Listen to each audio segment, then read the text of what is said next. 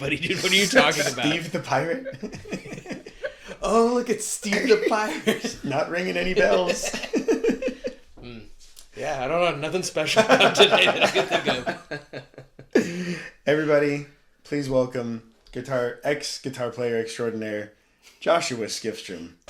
Woo! Or Josh the Pirate. He can still play the guitar. He made it sound like he gave up instrumentation. As if you guys remember, I don't remember what episode it was. It was a Halloween episode. It's like 24. And 23? I talked about how I was having a really hard time playing because I was laughing at Josh so much. Oh, man. He just showed up wearing that. Nobody told him to do it. Exact same outfit. I had to bring it back. I felt like, Well played, sir. it felt right. I'm so glad If it you gets did. too warm, feel free to turn it into dreadlocks or whatever you got to do. Repost that picture. I gotta say, I'm so excited to be here. Josh, We're excited to have you, man. Say hi to our legions of fans. Hello, legions of fans. I must say, this is way more professional than I thought it was ever gonna be. I'm amazed by this setup, and yeah. We try to make it look real casual when you're on this side of the camera, when you're watching like from the camera's angle, but on the other side there's people buzzing around. We got our producer in the back.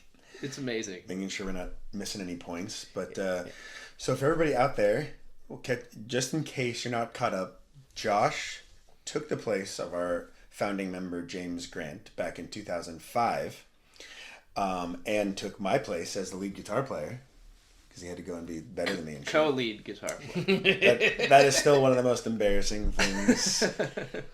I have a couple of embarrassing moments. I'm going to talk about one here, but the fact that I should not have been on. Why? We both didn't know what we were doing. So. That's so bad. Anyways, I'm not co-lead guitar. I am 100% the rhythm guitar. In fact, I would say what we're about to talk about, I would have more of a case for a co-lead guitar here than I did on that release. Anyways, but to that effect, last episode, Mitch, actually, you want to say hi first? Come on. Hey, this is the Remember the Times podcast. I'm Mitch sitting down with AJ and Joshua Skifstrom for a bonus episode. That's right. Bonus episode 5 here. That one hurt.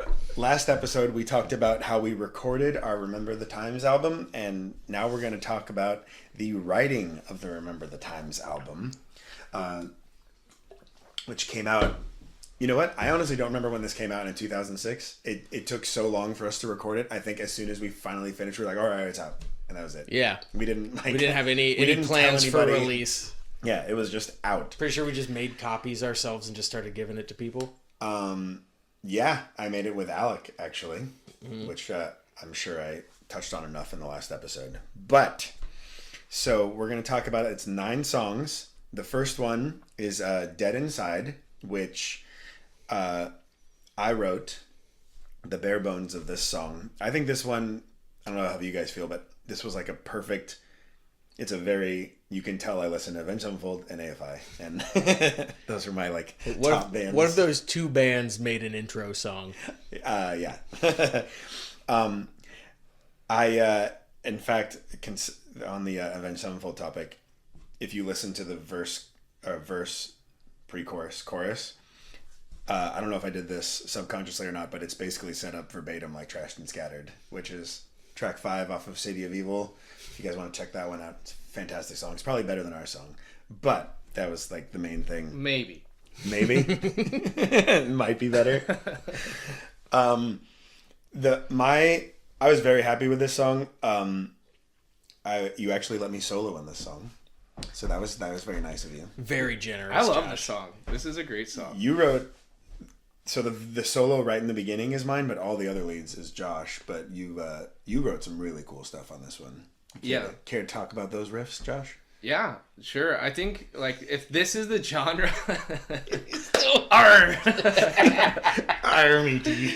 this is the genre I felt like we should have stayed in. Like it was kind of like punky, not too screamy. It was fast. Right, yeah. It was the Rise Against type of like a metal Rise Against. Yeah, like I feel that was our sweet spot. The S.B.N.C EP, like I love that album, and this is where we kind of bridged into that like heavier zone. Yeah. But I think the writing. I'm trying to remember because as soon as you said "Remember the Times," I was like, oh crap! Like I haven't thought about that album. But I kind of had some AFI influence with some things, and I think we're heavy on riffing. And we hadn't learned how to solo too well by now, so we were like very heavy on octaves as well. Octave writing, I remember. Octaves. And particularly this one was unique in how we did like a super slow build up with chants, and then ended with like Resident Evil screaming, layered screams on screams on screams, which I thought was like we thought was cool, but probably was like way too much for anybody. That ending riff, is that not the most? That's like as Slayer as it comes. Like if you had heard that riff on, I wrote that one. I feel very proud of that. I like that riff. If you had heard that on like if that was like Rain and Blood, you wouldn't be like, oh yeah, that was somebody else. Like that just sounds like 100% a Slayer riff. And I'm just like take it. I don't know if you guys remember this. This is another a very embarrassing moment for me. I kind of yelled at you guys when we were writing it in my room, and you guys kept cutting it down, like saying like I think this should be like shorter or that should be shorter. And at one point I was just like, now what's wrong with it? And I like yelled at you guys, and you guys all looked at me like, whoa, like what the fuck was that? I thought we were writing a song together. Yeah. I don't know what was wrong. The main reason why I think like what the hell's wrong with me is like the song's 6 minutes and 14 seconds already. Like that's what it ended up being. So why I was upset that you were cutting anything, like the song's so long. So you're saying in retrospect we were right. Absolutely. Okay, cool. 100% right. I feel like we all think that. And I shouldn't yell at you guys. Everything should have been shorter. Anything you remember about writing this one? No. I mean, I wrote the lyrics. I think I wrote the majority of the melodies, but again, you made it your own and did all that stuff to it. Yeah, I remember trying to record this song at a different date.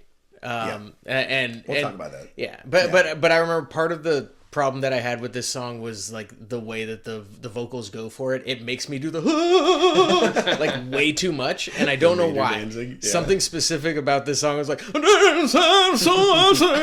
it's just I couldn't help it, and it wouldn't stop, and it just got worse as I got older. Which part? The whole song. The whole, yeah. And it's like it was very quick lyrics, but I was still managing to get vibrato in. Like it didn't make any sense.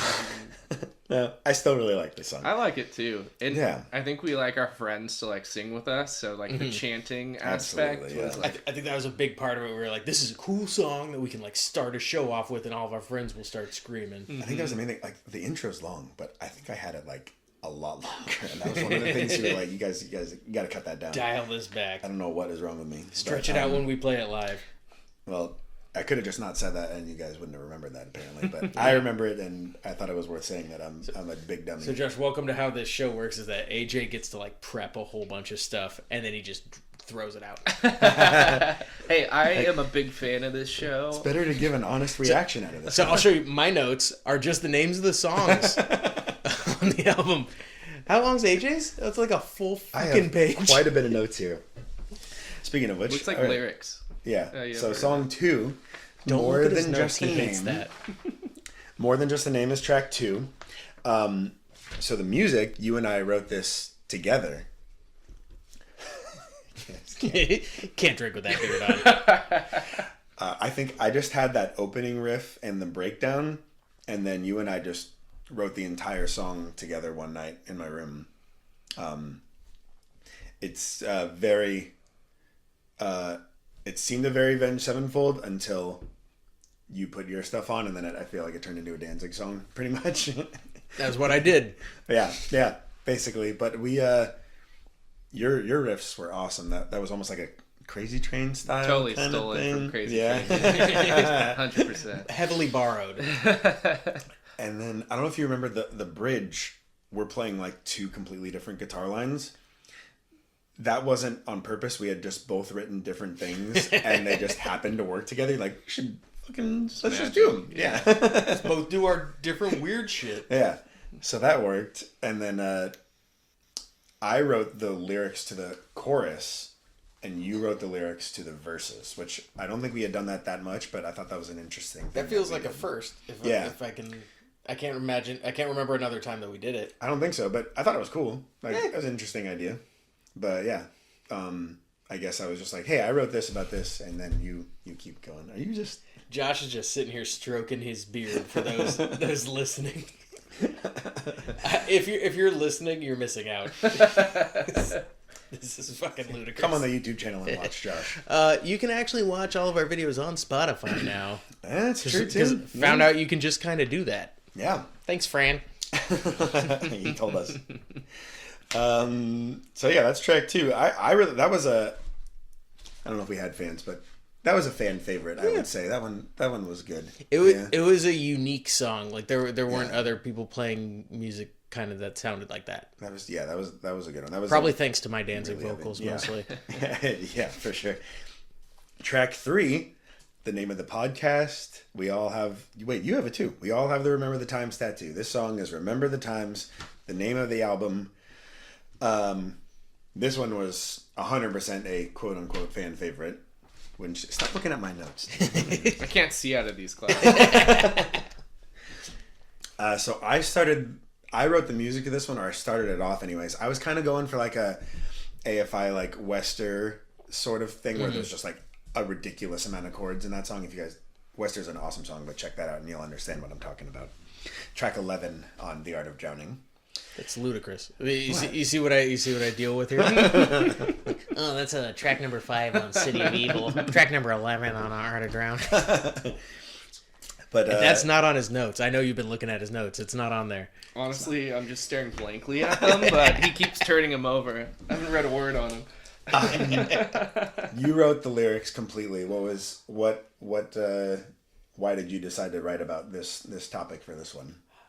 I don't know why I decided to. I thought we just needed like a friendship anthem, kind of. Right. It was like all the fun stuff that we had done in high school, and like now we're in college, and everybody's kind of going separate directions and stuff. We wanted like a song, kind of like about remembering the times.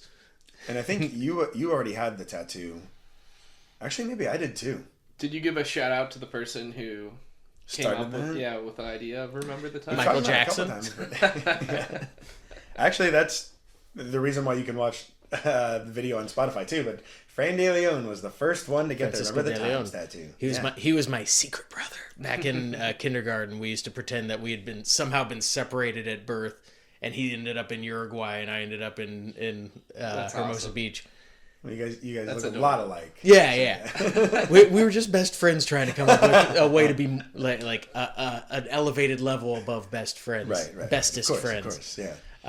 But yeah, he came up with Remember the Times. I think it was because we would basically just sit around going, remember the time that we did this?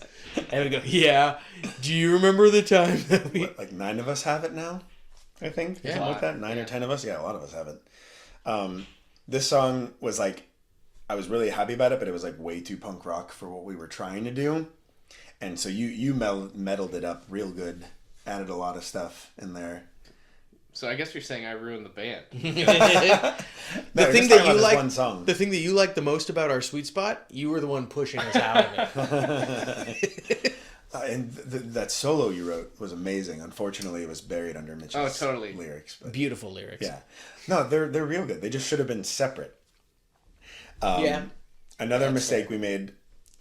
Another one of my mistakes. So this song is like very melodic. It's pretty punk rock. And then out of fucking nowhere is just this ridiculous off-time breakdown.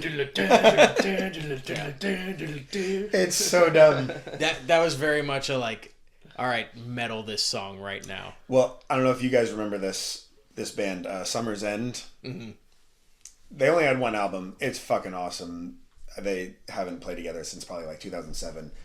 I don't even know if they're on Spotify. You should check them out if they do. If they are on there, but I was listening to that album a lot, and this one is definitely a Summer's End inspired breakdown. which has no business being in this song whatsoever. Had nothing to do with the rest of the song. It's a completely separate time signature than the It entire is, yes. other part of the song. Other than that, the song flows really well, but I take full responsibility for that mistake as well. Well, you and Chris. Because we ultimately ended up recording the song probably like 45 different times. And it changed every single time we recorded it because we were like, why does it not work? What doesn't work?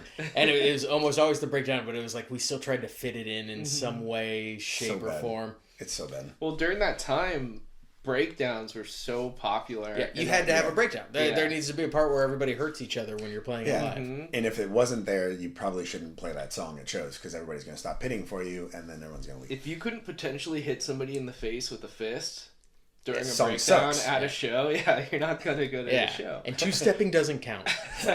Two-stepping's incidental, fist to face. It's good in small doses, yeah. Yeah. But, so that was like basically why I put that breakdown in, but I really shouldn't have. So we'll go away from my mistakes here. Track 4 is A Trace of True Existence. The bare bones of this one was written by Sean. I don't know if you guys remember that. Yeah, Sean was the bass player. Yeah, remember Sean in general. Yeah, Sean. Oh my God. Grant. Yeah. Okay. I think he guested on this podcast that I listened to. You know, in that movie, That Thing You Do, the bass player doesn't have a name. Oh yeah, they just call him the bass player. It's just the bass player. Especially for a metal band. Yeah. But so I remember Sean just was like, "Hey, I got this new song after practice one day," and he showed it to me, and right away I was like, "We got to finish that like right now." I Love was this song. really stoked, on that one. So me and him like put that together. We like mapped it out, and then we showed all of you guys. This was another time where Sean wrote lyrics with no correlation to the song, and I remember you were kind of struggling with this one, trying to fit everything in. Well, so this was always a problem with Sean songs, is that it would be so many words and then the music, and then you'd just be like, no, these go together. And you're like, how though? Can you explain how? And it's like, because they do. These lyrics are for this song. Make a song. And so you sit there and just like, we are the lost. We are the helpless. You did a good job with it, though. Well, yeah, because I'm an amazing artist. It goes without saying. I'm able to pull it off. You what are were as good. Sean's inspirations? Was it like Cigar and... Cigar, Rancid, 88 Fingers, Louie, Rise Against, for sure. You'd have to ask Sean, but I feel like that would be... his writing emulated that, like, totally. Yeah. Like, it would be a long bass line. What's funny is that song ultimately ended up sounding like the most like Tiger Army-ish song that we had. And I don't think he was... I mean, I don't think he didn't like Tiger Army, but he wouldn't have called them an influence, probably. Yeah, but I mean, when I should have heard done this when Sean was here. I heard that was actually... I actually got to play the lead in the chorus, and I wrote probably the most Tiger Army sounding riff I've ever gotten to do, which I think lended itself very well to your vocals. Love that riff. Yeah, the vocals are great. Everything. Thank you, Joshua. I guess fine. Actually, I was trying to get away from my mistakes, but I would like to note that I relearned this song recently, and the notes I was playing in the verse are just 100% wrong on the recording. Like I don't know what I was doing, but that did not fit with what Sean did, even a little bit. I have no idea. Upon closer inspection, this is all wrong. You sounded great with what Josh was playing and what Sean was playing. I don't know what I was doing. Once I got to the chorus, great. But the verses are just like, I listened, I was like, what? I think we all missed that, because I don't remember that. No. I feel like it's not just on you to notice that something sounds bad, because we could have all been like, hey, something's fucked up with the guitar here. Yeah, I mean, I guess it wasn't technically my job yet, but I really only learned by ear, so I should have known that was not correct, but whatever. Yeah. Anyways, it was 20 years ago, almost. Jesus Christ. Yeah. This is a great song. I love this song a lot. Yeah. We didn't get to play it a lot, though, for the reason, as you were saying, there's no breakdown, so... It was more of like it'd be like a showcase song. Had we been a bigger band, we could have played it. But... Yeah, you do a little breather in the middle of your hour-long set or something like that. And this is something I felt we didn't do well. You guys might agree or disagree, is that, like, Get up on the mic here.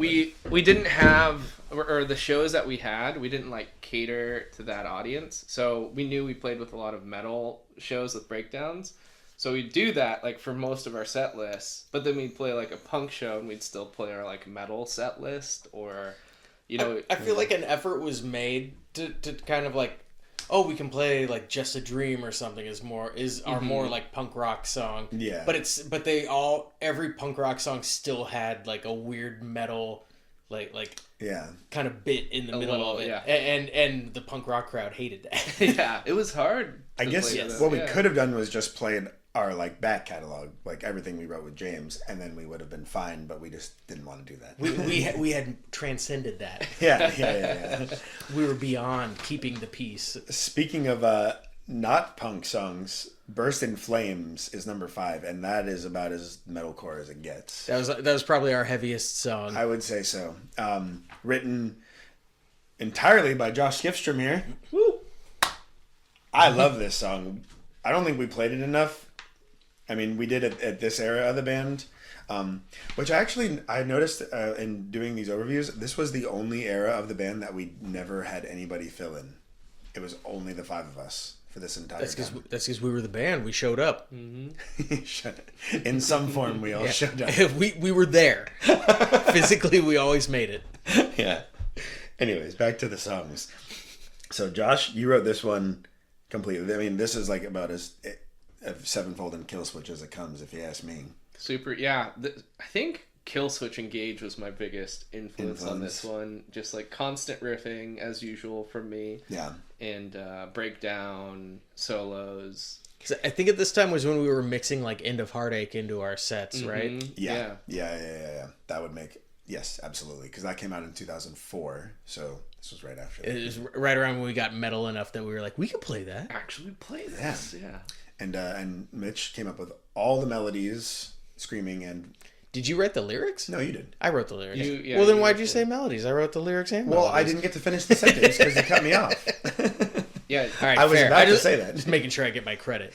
You wrote both, melodies and everything. And I think you did a great job.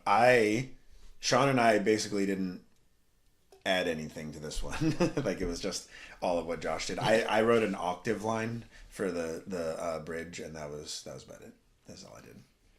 This was a good example of, I feel like I wrote myself into a corner, like melodically, where the entire song is at like the peak of my range. Right. And then also had a whole bunch of screaming, which I couldn't do. So I was like, all right, so Chris does the screaming. Right. I'll do this like belting the entire song, and it's like that's why we didn't play it all that often. Right. It was like this is beyond what I'm like actually capable of doing. And we never like dropped down a key. Never thought about it. Yeah, I always kept it the same. I think this was when we were kind of noticing that we actually like needed an Atreyu style approach, that we actually needed 2 people to like be like the main voices of the band kind of thing, because you and Chris trade off this entire song. Yeah, because it'd be physically impossible for one person. Yeah. And then also Chris had a great scream. Yeah. Even though he was playing all crazy drums while doing all of this, which was very impressive. Super impressive, yeah. And he probably doesn't remember doing any of it. I think that gave us like a level up too when we were playing. They're like, absolutely. They're fucking drummers, also the screamer. What? Yeah. It was like a reverse Atreyu effect. Mm-hmm. Which he probably, even like all the way back there, he probably got more compliments than all of us. We're like, dang, that guy's really good. And whatever. You guys are fine. Yeah. I suppose I probably stood out cosmetically speaking. So I feel like you all, like, that's another thing, is you all are great showmen up there. If anything, I was the worst showman, like kind of like standing still awkwardly in my box. But like you like all had like cool, like Sean with his hair. Everybody felt like that was also an aspect of our band, is like you moving around, Chris, like everybody. I didn't even have a wireless yet, but I still managed to follow. They weren't reliable. Yeah. They really weren't. If you wanted one, you were gonna shell out like $500-600 or something crazy. Otherwise, you were gonna get the thing that also picks up the local radio stations. Oh my god! I actually have quite a few stories about that stuff coming up. But so song 6, "The Beaten Path," another one written by Sean. This one was one of the very first ones we finished with you. We actually started writing it when James was still in the band.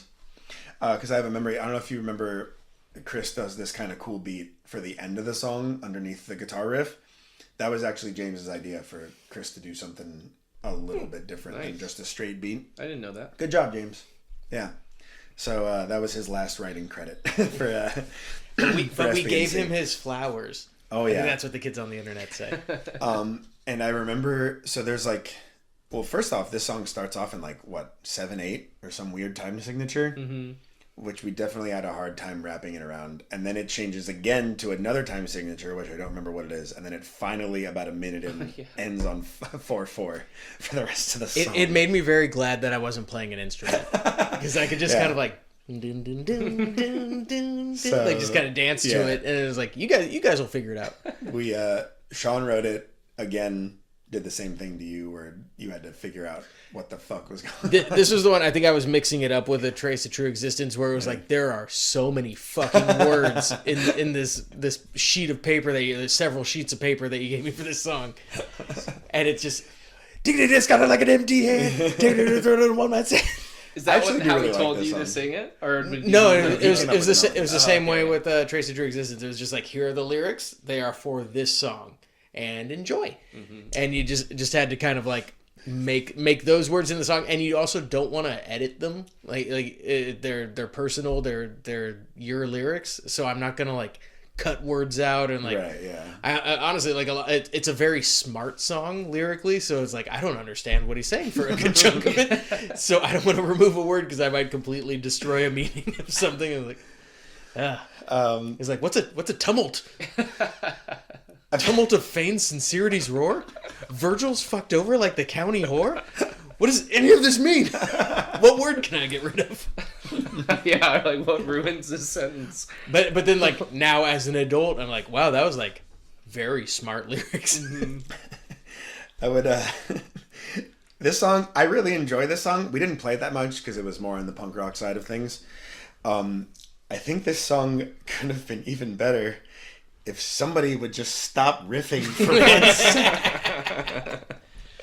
For our listeners at home, AJ is staring daggers at Josh and nodding at him. Yeah, Josh is still dressed like a pirate. I mean, when looking back on songs, this song is my biggest regret by far. I single-handedly ruined this song. Sean Grant, this is a great song, and I ruined it. You just he never stopped the whole time.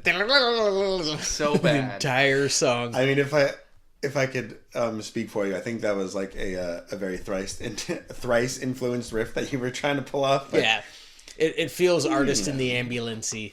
Well, I somewhat blame you guys for letting me do that. You were always so open to notes. Yeah, right. Evidently, or Sean reminded me of something on when he was on the podcast that I actually made him change the progression of the notes on this song, which I had forgotten. They were all the same. Sean wrote the same progression for like a lot of songs, and I had done it a couple times too. So like, dude, we can't keep doing this. But I really like this song. Besides, I agree. I think it's a really good song. I think the bundle of words that's in it ended up actually working kind of in its favor. It was very good. And it's one of those songs that like I feel like you can listen back to and just kind of like you can hear a new part of it without really paying attention before. And it's just like, oh, that's interestingly. Yeah, it's red. Everything's good. Fabrications are favored over genuine words, while candor is shot down by like fluttering birds. All right, well, enough of that one. This one's embarrassing for me. I'm excited for it. So, Got the Best of Me. I love this song. This song could have been so good. Yes. It could have been. It was very close. I just don't... This has only happened twice to us. The next one's going to be down the line. But we never finished it. And we recorded it anyways, basically. This is even back at the episode where Sean was here. We talked about how we could have benefited from a little bit of pre-production that we were also very opposed to at the same time. Right. Mm-hmm. But there was an idea for like backing vocals that you had, but we just didn't do it. Yeah. And the song just sounds unfinished to me. I started off this song. It's very Ozzy and Randy Rhoads influenced. Super cool. I don't know if anybody can tell. I think it's pretty fucking obvious, but yeah. So it's not really like in our realm, but there's actually Mitch has a speech, which is our first and only one of those, I think, right? No. Yeah, later there are more. Yeah. No shit. Oh yeah. Oh wait, yeah, you're right. All right, Yeah. we'll talk about that later. But this one was so you wrote this one. You made all the melodies and lyrics for this one. Care to speak on this? Yes. This was. I remember Avenged Sevenfold was getting kind of into like.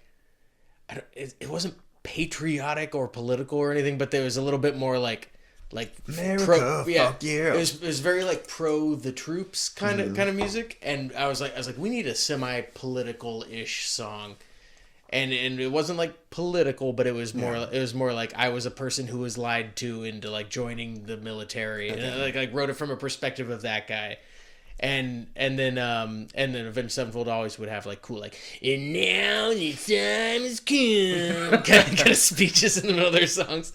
I would have thought it was Anti-Flag or something like that.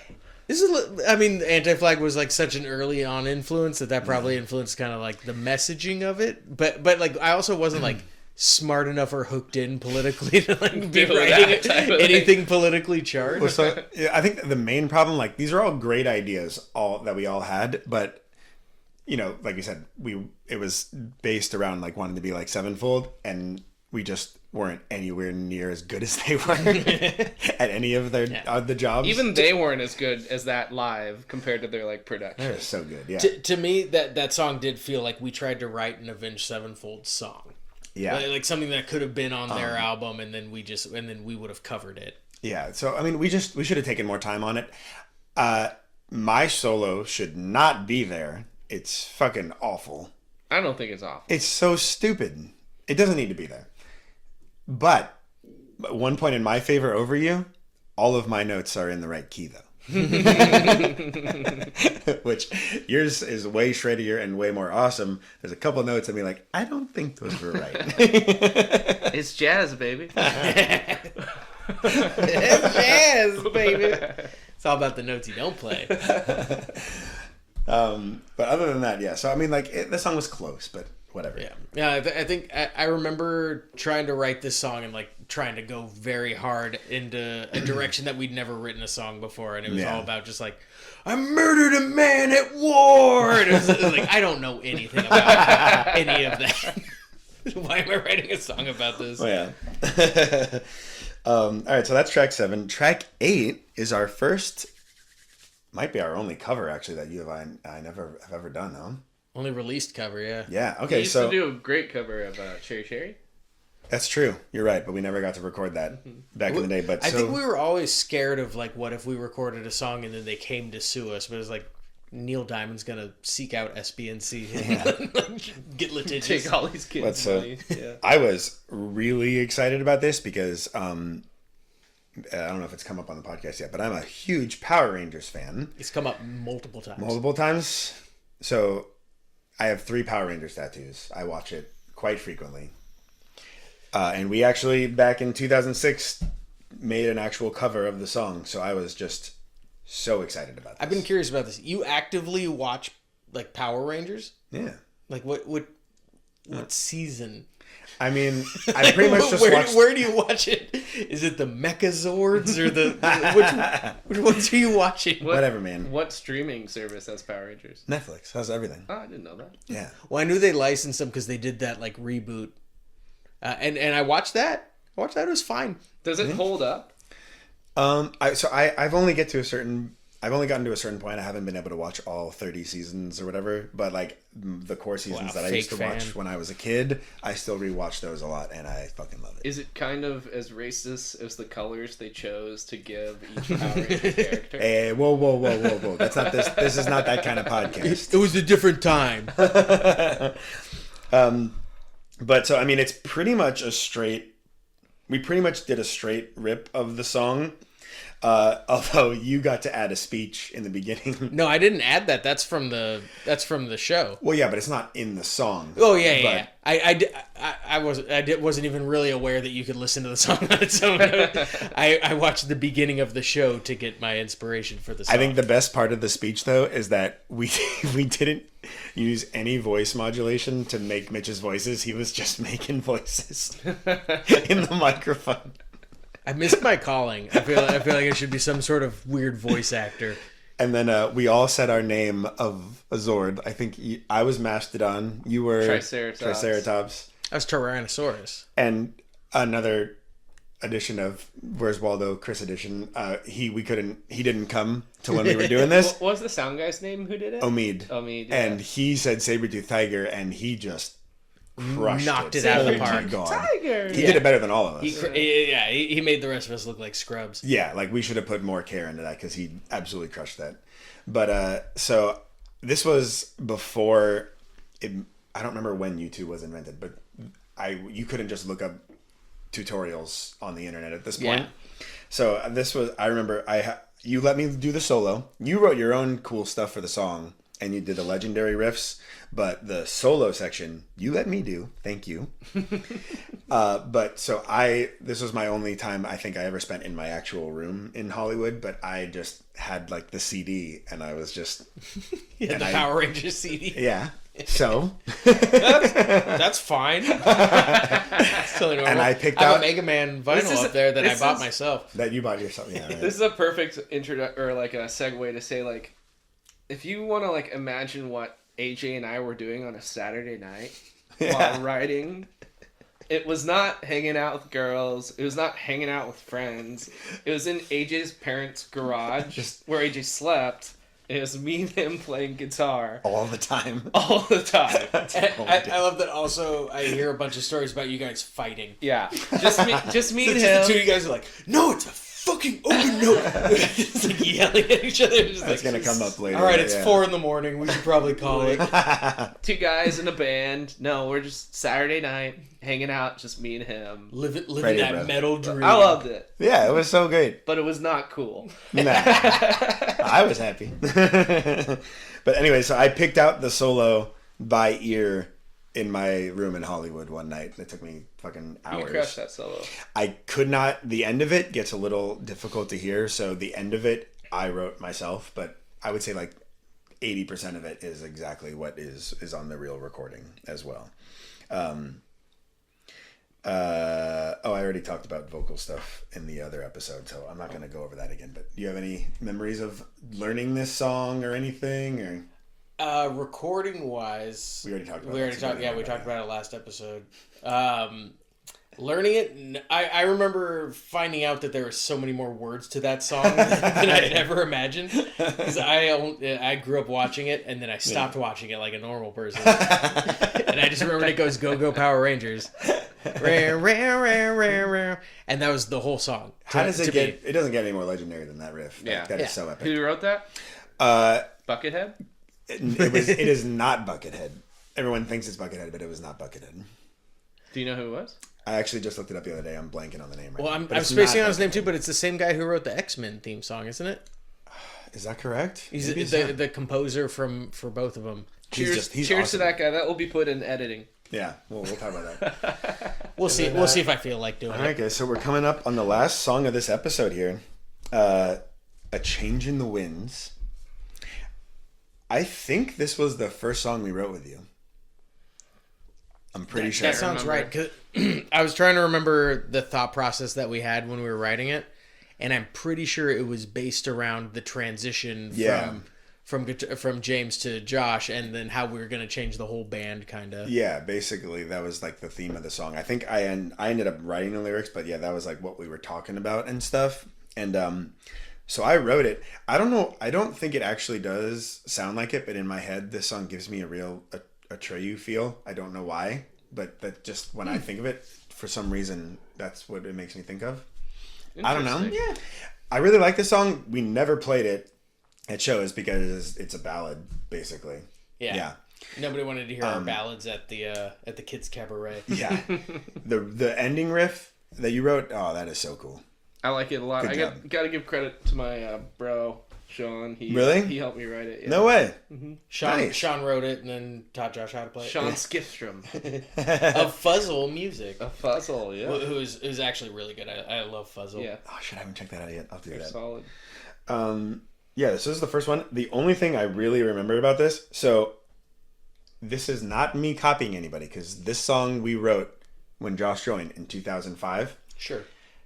F you. I swear. Just saying, you're hedging a lot right now. Well, I say that because I'm such a huge fan. It would sound like I just fucking ripped him off, but I didn't, because I wrote this song first. So they ripped you off, whoever you're talking about. AFI came out with December Underground next year, and track number 12, Endlessly, she said, the opening riff is the exact same notes as the riff I wrote, except mine is way less cool. Like his is way more interesting, but it's the exact same notes. We do play in different tuning. That song is recorded a half step down, and mine's in standard, so you might not hear it, but it is literally the exact same notes, except mine's boring. Like a person who's not an AFI fan who hears that's gonna think you wrote the coolest riff ever. Yeah, if anybody actually hears the song. And then later they're like, who are these posers? Affy? Yeah, I've never heard of Affy. AF1. AF1. Yeah, but the Nikes. Any other things about this song? Those are all my memories of it.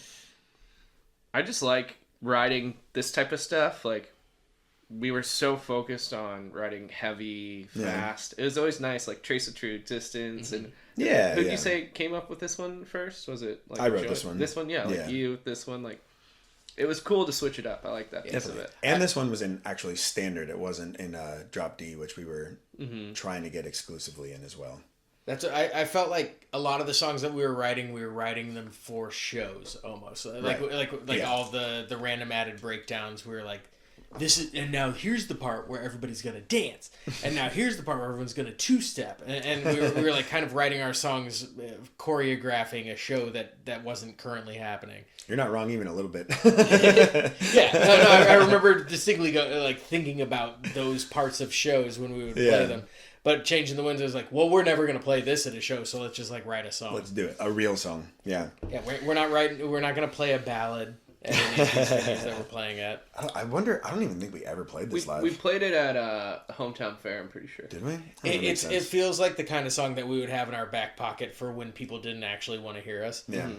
Like, well, this is actually like a nice, good song. I did actually, if you see the set lists from those senior year graduation parties, the Change of the Winds is on those set lists. The acoustic ones? Yeah. So that makes sense. Had it all the way back then. Mm-hmm. So yeah, but well, that's it. You can listen to Remember the Times on Spotify and Apple Music or whatever. Listen to it on Spotify and Apple Music and the iTunes. Or listen our to YouTube channel. It's up there as well. And yeah, that's it. Thank you, Josh. Josh will be back with us next week and the episode after that as well. So Can I end with more weird pirate stuff coming at you? Can I end with a dad joke? Sure. Man, what you got? What did the pirate say on his 80th birthday? Aye, matey. All right, good night, you guys. James, you have a tiny mouth.